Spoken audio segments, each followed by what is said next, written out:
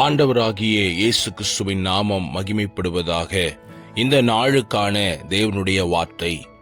இந்த நாள் இயேசு கிறிஸ்து உயிர்த்தெழுந்த நாளாயிருக்கிறபடினால் இந்த நாளிலே நாம் ஆண்டவர் மரிக்கவில்லை, சொன்னபடியே உயிர்த்தெழுந்தார் என்று வேத வார்த்தை சொல்லுகிறது.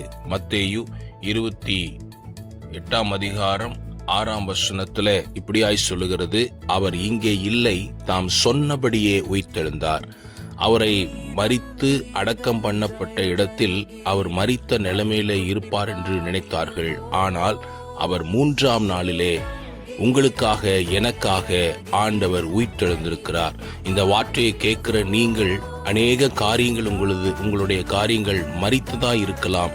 ஆனால் எல்லா மரித்த காரியங்களையும் உயிர்த்தெழுந்த ஆண்டவரை நாம் தொழுது கொள்கிறபடியினால் நிச்சயம் உங்கள் வாழ்க்கையில எல்லா காரியத்தையும் உயிரோடு எழுப்புவார்.